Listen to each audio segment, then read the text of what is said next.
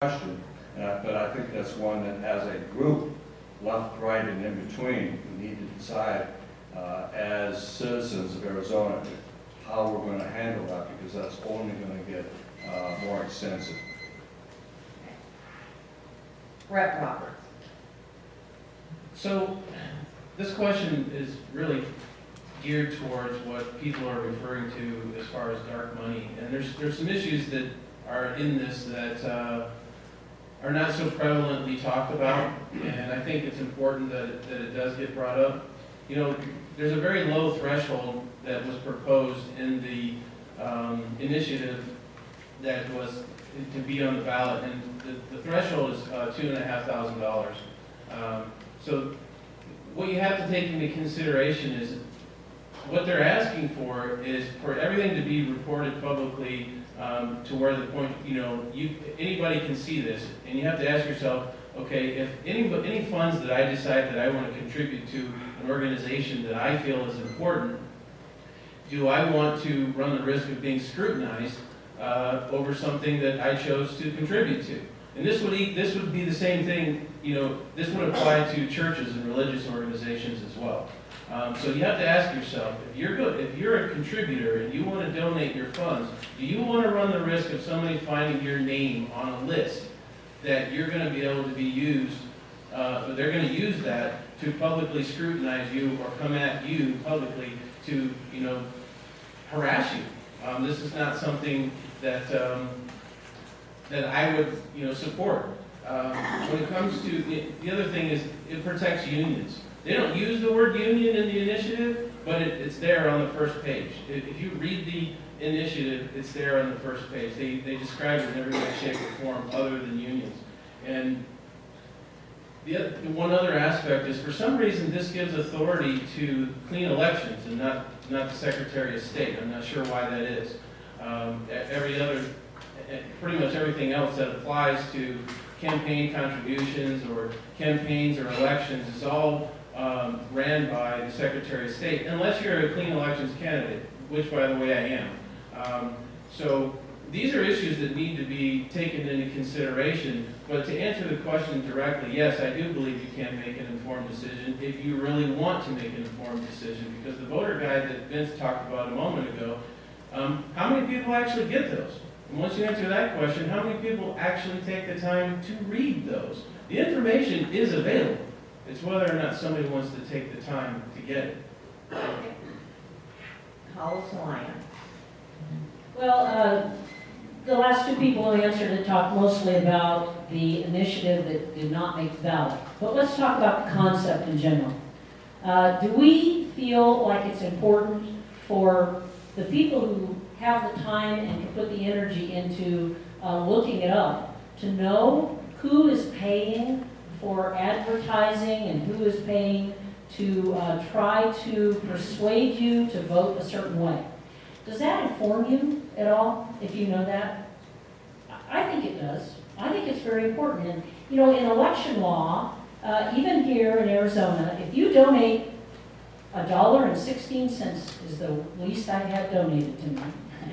If you donate $1.16, we have to record all that information about you. Now, I don't see what's so different about that versus the person who gives $2,500 or whatever that threshold is. If we don't like that threshold, let's change the way the law is written. Nobody says we have to write with exactly those parameters and those constraints on it. If that's the way we want to change it, we'll just go ahead and change it. But, you know, I guess it comes down to this. I want to know if I have the time to research it, everyone who is trying to influence my opinion, if that's possible. 99% of the people don't have the time to do it. Most people, unlike most of us here, you know, most people are out there working, raising families, they're busy, commuting back and forth to work every day. They don't have a lot of time to do that. And it'll probably be the newspapers and the other agencies that will actually do that research for them. But it still needs to be publicly available so everyone has transparency. Ralph Atchu. So, are you sick and tired of all of the negative ads you see on television? Yeah. Yeah, I am. That's why we use the DVR and don't watch most of them. But a large part of the voting public relies on what they see on television. It's nice to say we've got a voter's guide and the information's available to you, but we all know that it's few and far between the number of voters that actually look that stuff up and do the research. I mean, it's great. We see, what, a couple hundred people here maybe today. Out of how many thousands and thousands of voters just in Oro Valley that aren't here, that aren't taking the time to really look in depth into what's going on, what the issues are, what is the difference between one candidate and another with ideas on those issues. I think that when we talk about propositions, and Representative Leach brought up Proposition 127. I'm glad you did, because I want to talk about that. If you don't know, the state legislature has already, in my opinion, unethically taken away the voice of the voters on Proposition 127. You're going to get to vote on that issue, but they have already, because of the influence of dark money and direct campaign contributions, they have already taken away every single penalty that Proposition 127 would enforce. They have undercut the voters once again, and I say once again because it's happened systematically over and over and over. Did you know that not too long ago the voters of Tempe voted by a margin of 9-1 to do a little bit of something just in Tempe alone with regard to the influence of dark money in their elections? The voters voted at the ballot box and passed a measure. Representative Leach spearheaded the legislation that told those voters, your vote does not count. Your vote is meaningless. You cannot have a voice in what goes on in your community. 9-1 they passed that measure, and it is not in effect because of legislation passed at the state level. That's a little bit of unethical overreach, in my opinion. And as Colonel Lyon just said, there's a threshold already for contributions to campaigns. Why aren't we saying that that should be raised? $50, and you have to actually tell a campaign your name, address, where you work. That's for a campaign. But to get expenditure funded that's going to put misleading ads on television, that's going to spread misleading information to voters, there's no limit. I think we need to know who's funding things. And Pinnacle, APS, parent company, has put in more money to stop 127 than the money to promote it. Mr. Roberts, you're the first to answer this question. What conservation measures will you propose and support to meet Arizona's current and future water requirements? I'm glad you asked that question. Water is actually one of, in my opinion, what I believe, one of the four major issues that you'll see in the next legislative session. And let me just start off with saying I'm happy that it wasn't pieced together in the last session, that it's been given the proper amount of time that's needed in order to go through and really thoroughly look at this situation and provide some very good answers. I understand why the governor started out with a closed room, but that has expanded at this point to the public. I've actually attended a public water meeting in Casa Grande. There's another one coming up on October 5th, I believe, that that people are throughout agriculture and everywhere that has anything to do with water can attend and offer their opinions and things and so on and so forth. But to get directly to answer your question, I think the long-term answer to water, the answer for what we need to do is invest in desalination technology. And for a short-term answer, we need to start looking at thinning forest in northern Arizona. Our running mate that wasn't able to be here today frequently talks about this. There are areas of the forest up there that at one point had 100 trees per acre, and currently they have about 1,000 trees per acre. And if you have an 18-inch ponderosa pine, it sucks up about 180 gallons of water a day. So those are things that we need to take a look at. That's not an all-inclusive answer. There's going to be many things that we need to take a look at, but those are just a couple of suggestions that I have. Thank you. Ms. Lyon. Well, this is an area where, again, I think the state legislature, the state government ought to be discussing this issue with the other western states much more unified and with a much more unity than it has been so far.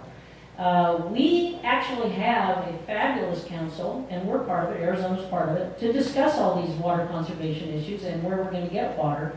And last year, Arizona sort of didn't participate entirely because the governor decided he wanted to have this closed-door session that Mr. Roberts alluded to.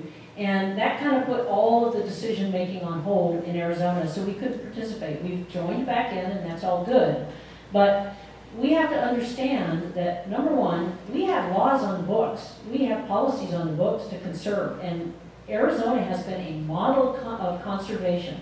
We stopped following those policies. It used to be you had to prove you had 100 years of water in order to develop immediately available in order to have a new housing development. And then we discovered that developers are using the same water and counting it 2 or 3 times for that 100 years. So that doesn't work. We have countries from Saudi Arabia and other parts of the world are coming over here to grow agriculture in Arizona because our water laws are so loose. Because it's cheaper for them to grow agriculture here, take it back and feed their animals with the stuff that they grow in Arizona.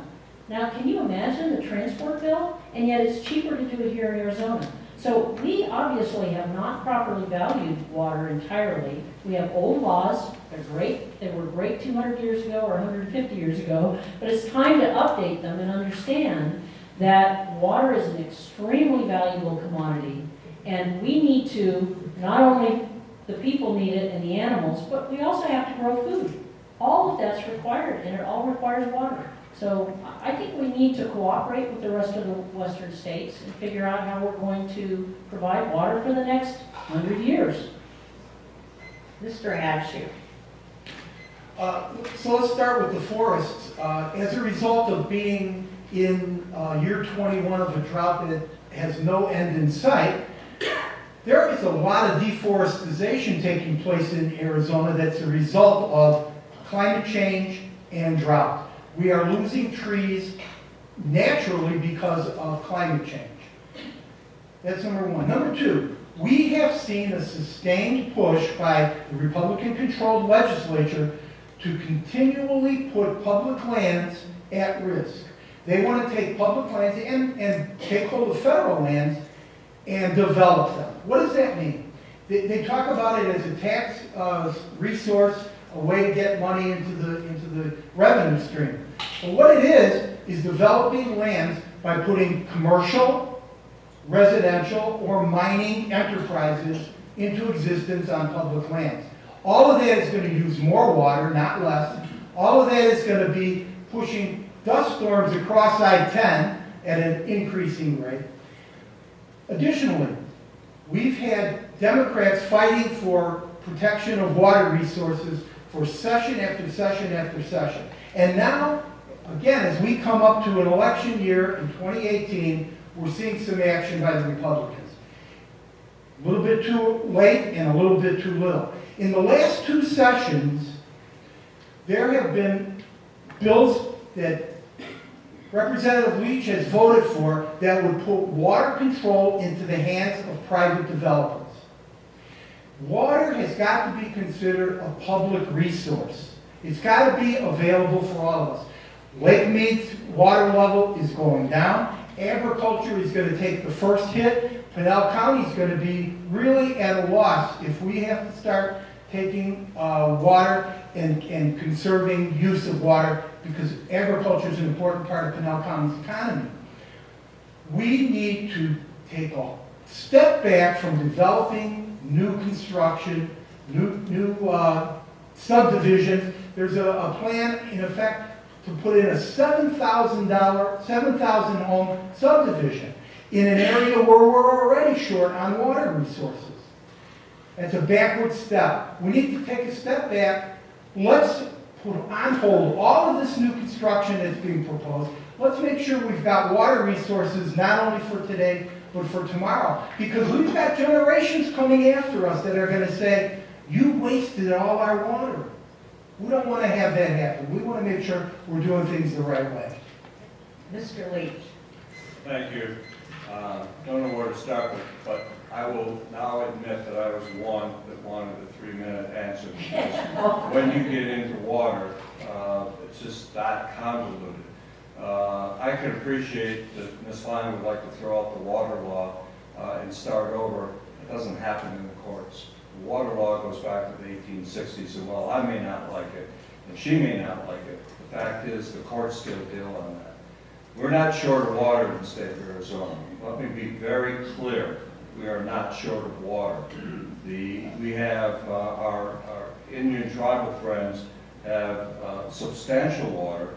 In fact, that water that they don't use, the Gila River Indian community in particular, it's called excise water. It's a very bad name.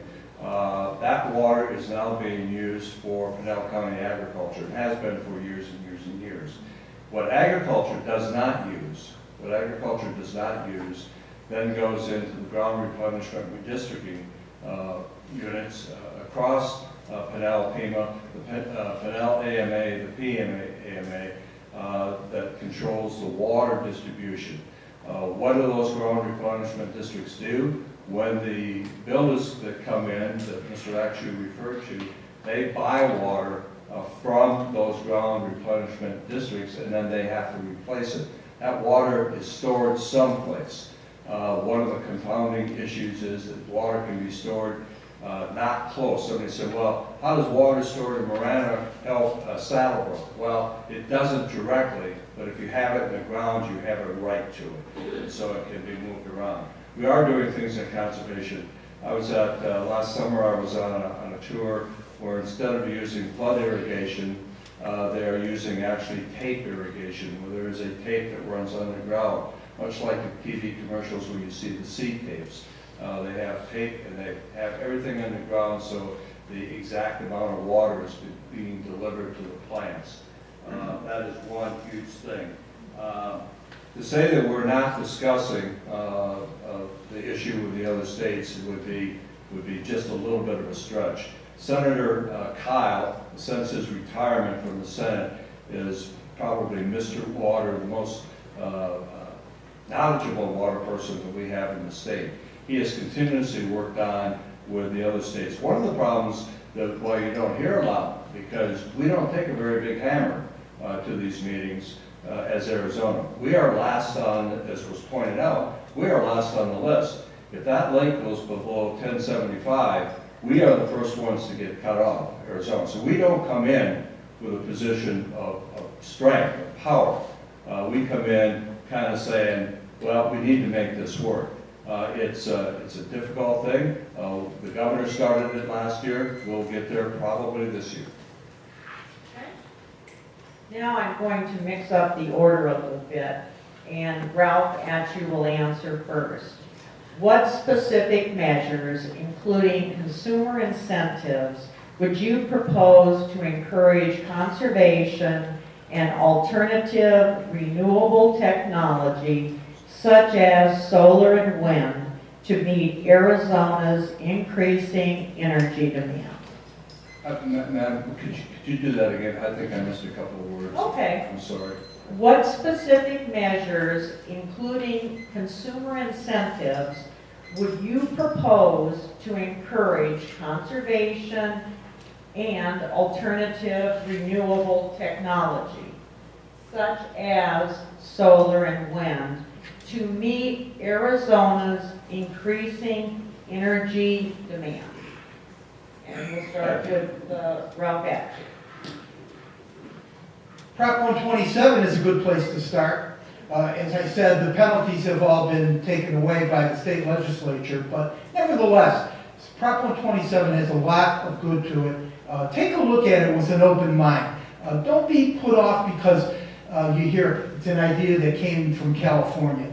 What I'd like to see happen is, why can't we eventually say, hey, this is a great idea that came out of Arizona. But if we constantly stick our head in the sand and say, oh my God, we have to turn an idea away because it came from California, we're not going to get there. If we deny climate change, we're not going to get there. If we deny investing in new technology, we're not going to get there. Arizona's going to stay, as Vince Leach said, without a hammer. Arizona's going to be saying, please help us, rather than leading the way. I see Arizona as becoming a leader.